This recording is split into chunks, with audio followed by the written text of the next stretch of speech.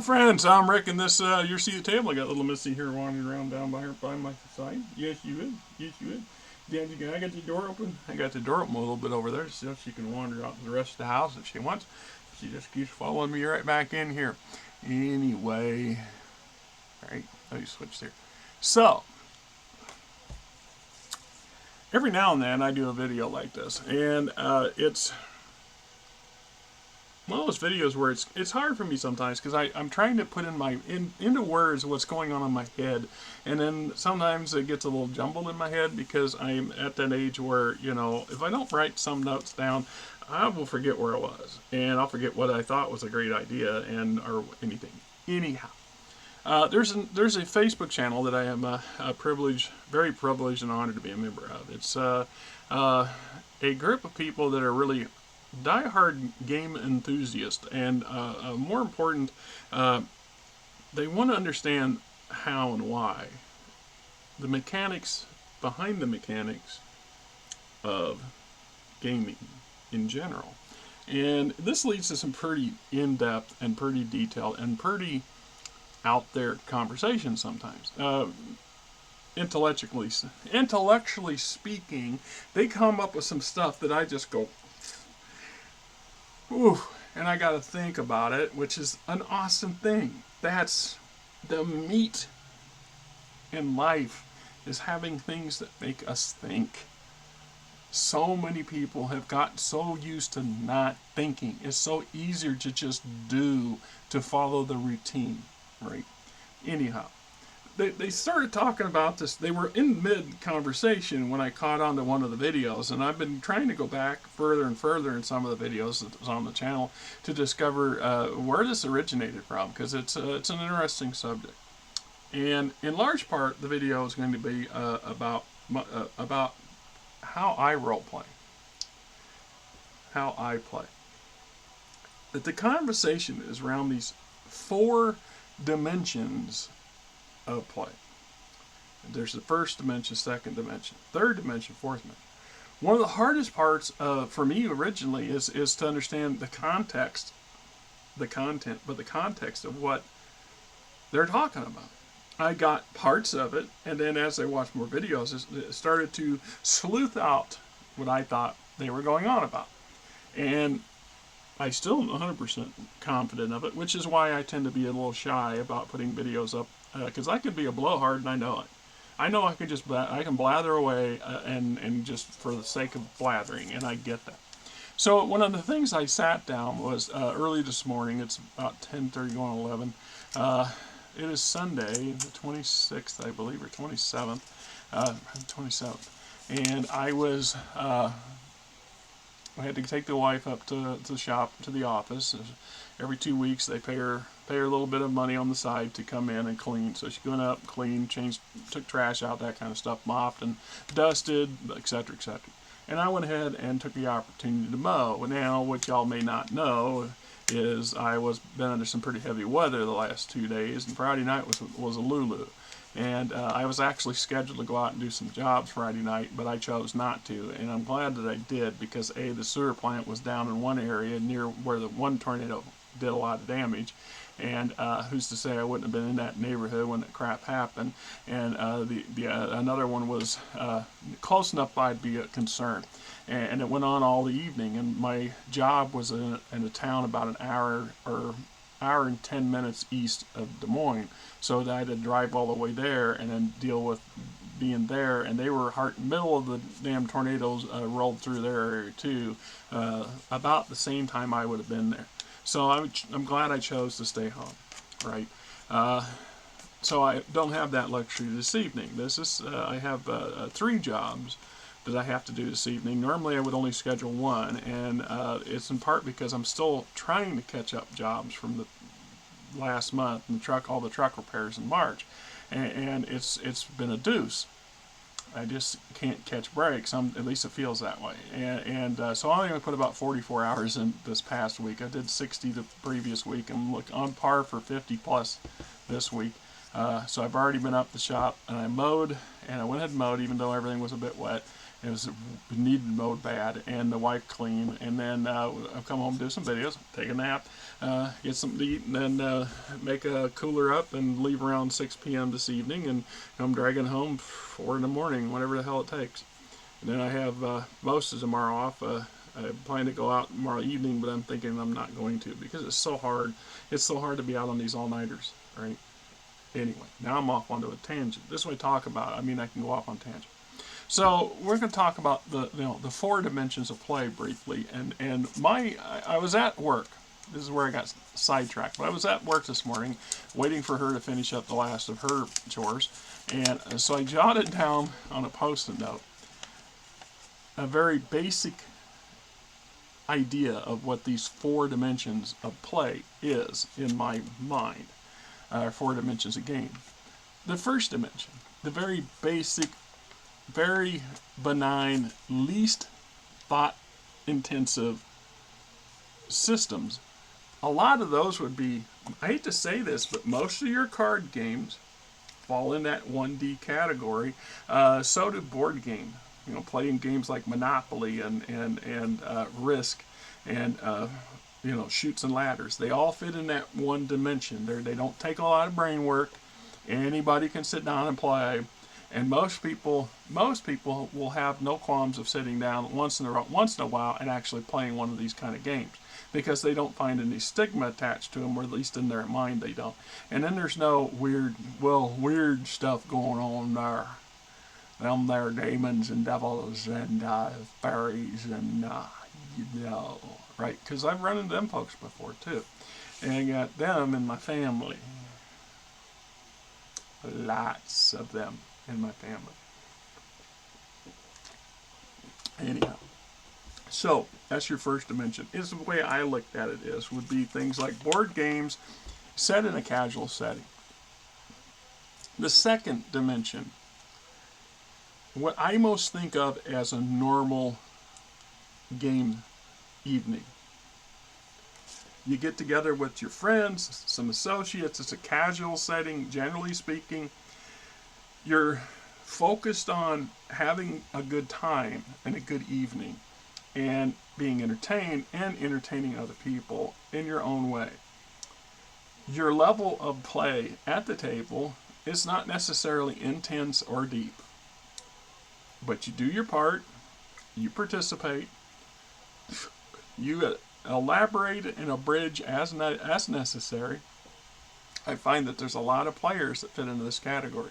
This second level, this second dimension of play. There are a huge number of the gaming fandom that fall in that category of player.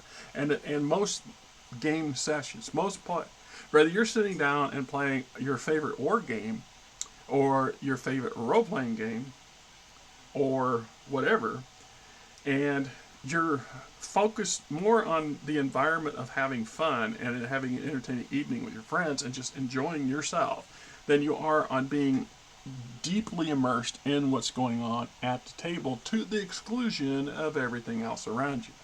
The majority of people cannot function past this stage, in my opinion. Now, I've already posted a couple videos on the Facebook channel or on this subject. And one of them is, once again, I'm not a big fan of pointing out fingers. I'm not trying to throw fingers out there. I'm not saying Brian and Dale, I'm not saying that y'all don't know what you're talking about. No, I'm not saying that at all. I'm saying that, that I highly respect these individuals, and they're individuals that are on that channel, and they're the ones that started this stuff, and I'm still trying to catch up and trying to figure out where my piece is at in this big puzzle. So, that said, there are other people out there on YouTube, obviously. There's thousands, tens of thousands, millions of YouTubers out there to one varying degree or another. And some of them, I like their material, I like their channel, they got a respectable amount of subscribers, so obviously people I like what they're doing.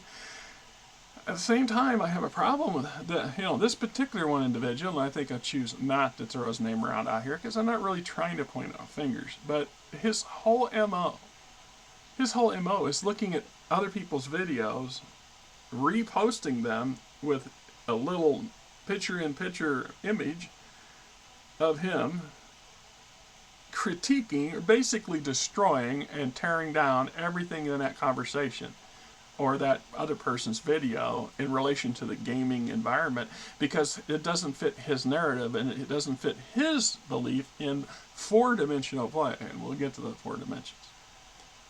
And in doing so, I personally believe that this individual is a piss-poor ambassador for the game. And I'm sure he'll tell you he is himself. He doesn't like new players. He doesn't sit down. See, that's just it. I have never seen this man actually sit down and run a game or play in one. All I do is see him on his videos, bad-mouthing and tearing down other people and their beliefs and their philosophies and their take on a hobby that's quite fluid. This is not literal rocket science. There's nothing here that's literal rocket science. There is a lot of ambiguity and a lot of flexibility in the word I can't pronounce. In the game environment. So that's it. It's just like there's another fellow has a great YouTube channel. It's game related. Recently came out with a video that said I don't role play. I don't play role playing games. I'm like, dude, you got thousands of subscribers. You crank out a couple of videos every week. They're really good videos. So you put a lot of effort and time into it, and you don't role play. Now, I don't think you no offense, sir, but you didn't define what you meant by that very well. Because it come off as thing that you don't, that you actually, it sounds like the fellow's sticking his nose up of everything that everybody does. Somehow he's superior to everybody else. It's like the first fella wanting to tear down and critique everybody else's crap. He's just, the way he comes across, the way he acts and talks, he's being a rude bastard who doesn't need to do that. You can have your disagreements with somebody's philosophy and style, but you don't have to be in a patronizing, arrogant, full of BS kind of vibe. Right? It's just like having a guy who has a very successful game channel, doesn't play games, because that's what it sounded like. Oh, I don't role play. I don't play role-playing games. I don't role-play. So what do you do, sir? Your channel's full of role-playing game advice and information and reviews. So if you don't do any of that, then why the hell are you doing your channel in the first place? What is your passion that revolves around the hobby? Why can't you talk about that part too, as opposed to just carte blanche out of nowhere and say, oh, I don't do this? Well, if you only do war games, hey, great. I'm not faulting you for that. I just find it wrong to make that comment. So we go back, right, first dimension, board games in very casual settings, card games, that kind of stuff. Poker. Yes, poker can be a one-dimensional type of game in my world. So two-dimensional, what most people think of a normal game evening. A normal game system, a normal gathering for playing whatever games that you choose would be that second dimensional play. So in third dimensional play, now we're getting into the more seriously focused players, the people who really want to immerse themselves into this system to become the character, not I'm going to act on the characters. I'm going to control the character. I'm going to be the character. Now there are levels of sophistication involved in this. Hence is why I say this is a third dimensional scale and not the fourth dimension. Third dimension. So your community playhouse, your school pageants, your weekend barber's quartet kind of stuff. What we're talking about here is a level of veteran play, which is why I said that one of my earliest muddled responses come back as, well, it sounds like you're talking as green, regular, veteran, and elite. If you want to go from a ranking system, you're talking first dimension is green everything, and so on and so on and so on. So that by definition would make this the veteran category of gaming. the dimension, the veteran dimension of gaming. And so in this aspect, you're familiar enough with majority of the mechanics of the system you're choosing to play that you don't need to bring them up. You don't have to ask strategic and mechanical questions at the table very often. But that said, as I argue, a large component of role-playing games in particular, but in tabletop games in general, are the mechanics themselves. We invest so much time and effort in so many books to understand not only the sandbox we're operating and playing in, but how we all have the same set of rules to work with. So it's not utter chaos and it breaks down into something completely ineffectual. So this third dimensional play, in my opinion, is where that comes into play, where we are still free at the table to discuss mechanics and have strategy sessions at the table. Here's what we should do, guys. We're going to go do this, this, and this, and then act. That's still acceptable at that community play scale. When we get into the fourth dimension, in my opinion, this is the elite scale of players. This is the elite gamers who are absolutely fixated on having as flawless a session as possible. In this situation, this is where this fellow that I was talking about that likes to tear down everybody else's videos is a huge advocate of. And it was because of that advocacy that I started watching this channel in the first place, is because I wanted to understand a little bit more about other people's motivations to do what they do and game at the table. And so we get this idea that there are multiple layers of players and play. It goes without saying. You know, the more of us that have the imagination. See, there's another thing. This is where I can say you can separate 75% of the players at the game tables at that second dimension of play by sitting there and saying that's your average regular player, because majority of them don't vision themselves focused that they all they can see of is their character in the environment the character's in. It's much harder to get that kind of player to really deeply immerse oneself. You have to strive for this. So we get the fourth dimension of play. I call that movie and TV actor scale. We're now at the professional grade. So when you talk about some of the video sites on the internet where you can go watch other people playing your game, you know, your favorite games they're playing and getting paid buku monies to do, and they're enjoying the hell out of it. Well, those are now considered professional paid actors.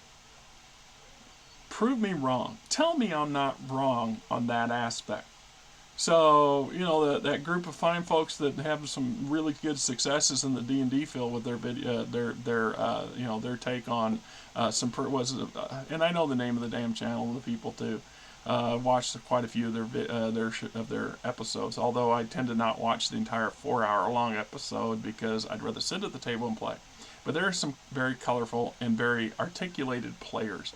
These people, even these people though, by definition, actually fall into that third category because they joke, they bullshit, and they argue and they question the mechanics at the table. Fourth dimension, the true meat theater of the mind, the professional scale actors in the role-playing genre who strive for this level of protection would never need to ask questions that would distract in any form from being fully immersed. Okay, so this gets me to how I play a game. As I've said on many videos, lion's share of my experience when it comes to games in general, role-playing, war games, it doesn't matter, is I tend to be the host and or the GM more than I am anything else. And in part because I want to play, I want to play so bad that I'm willing to do lion's share of the grunt work so we can do that. That's a sacrifice that a lot of people make. So when that one fella made the point, you know, the carte blanche, I don't play any role-playing games at all, and here's why. Well, I get you. If you're running everything, then no, you don't play in your mind. I, on the other hand, have always felt that the game master, the dungeon master, what the hell else, the storyteller, whatever you want to call him, is a participant in the game and in the story, and they themselves are also playing. They just get to play multiple roles across multiple fronts. They're the the sounding board for the players. They are the opposing force, the out force. But that's a matter of perspective. Not everybody sees it that way.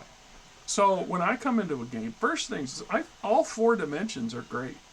I have sat down and played many evenings playing board games and just normal card games. I've never been a fan of card games because I find they tend to be boring and repetitive. That's my biggest problem, the repetitive. They just over and over the same crap. Well, after a while, I'm like, it's just not my thing. And I'm not a gambler. I am not into gamble. I don't want to be playing for any. I don't want to play for pennies. I don't want to play for $100. I don't want to play for nothing. I just want to sit there and have fun. And I don't want nobody getting bad blood because they've got something seriously important in their mind writing on something. So that brings us to the second tier. The second tier, a regular dimension, or the second dimension of gameplay. As a role player, as an opportunist, I get a chance to sit down at a table. I may be the first time I've actually role played in a year or more, maybe years since I've actually had the chance to get a character at a table and take that role. Then I struggle with a whole new set of parameters. I have to wrestle with myself, not critiquing the person being the game master. They're running the game their way, the best they know how, best they understand the rules, and not necessarily do not need me pointing out everything that I think they're doing wrong. And the temptation for me to do that is great, especially the less capable they are, or the newer they are. That often goes hand in hand, and it's a struggle, and it's hard. I'm not going to deny that. So that brings us to the third level. Third level play is the play that I like the most. I enjoy third level play.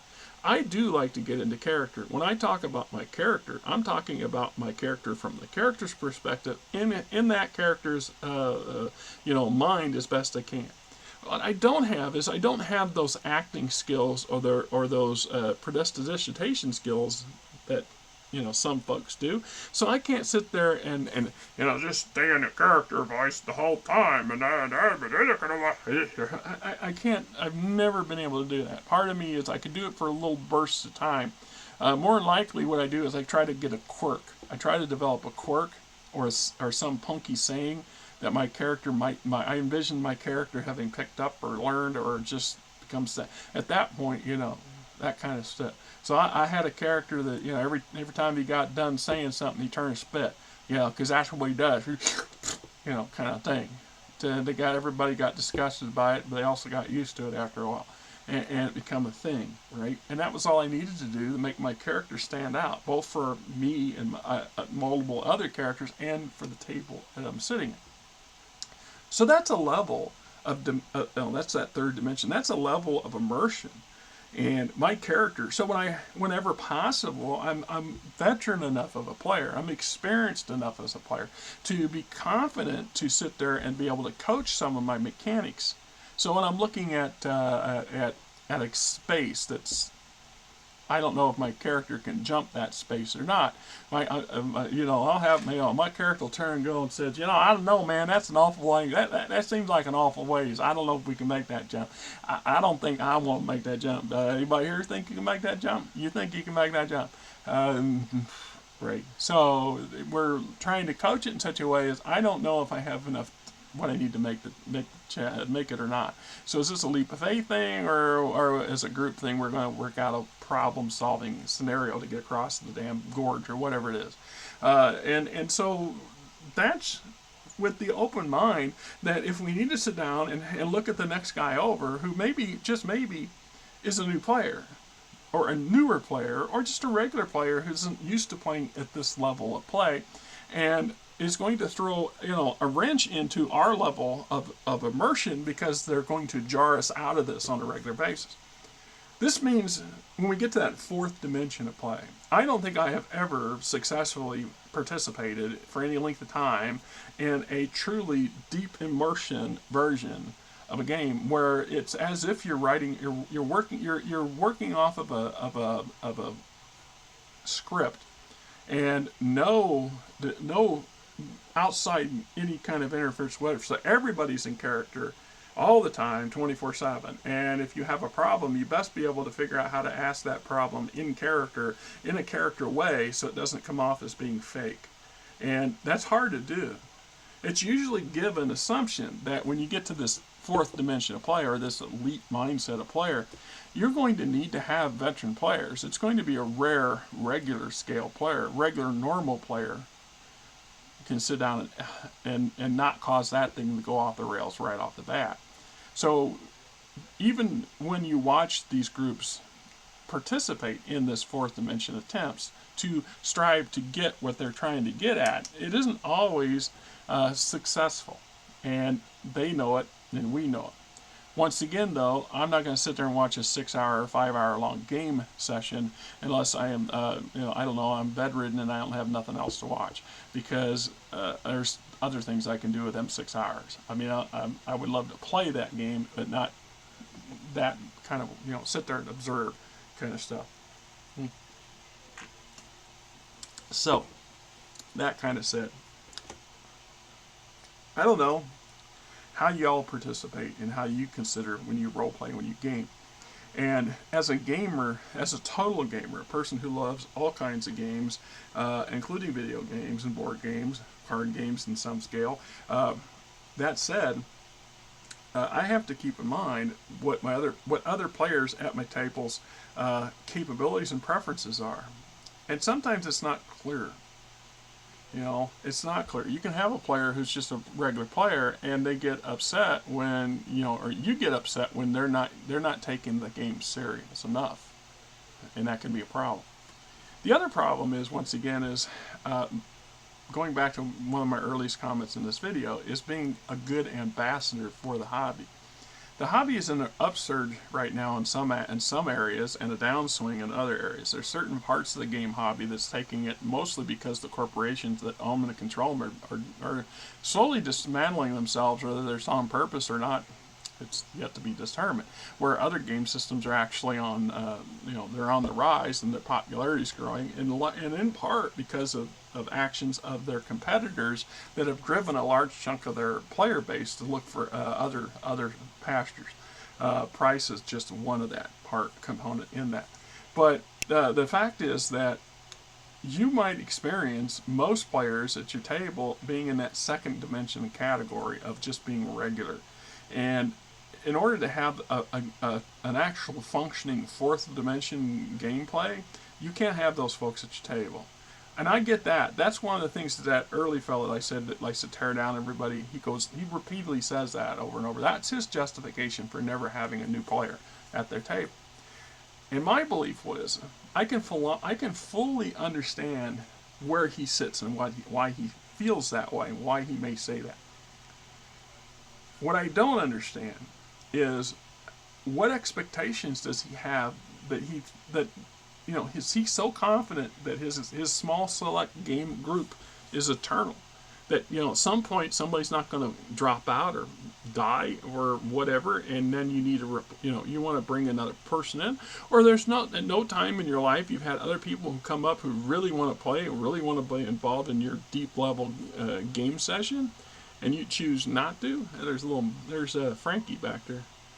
I see you, Missy. Is that Frankie? She just knows her around. You leave Frankie alone. So I got to keep an eye on Missy now, because Frankie and Missy don't always see eye to eye. So, and Frankie, Missy, this is her room, and she's not overly keen on other pussies in here with them. How you doing, Frankie? Yeah. So anyhow, that the main thing is that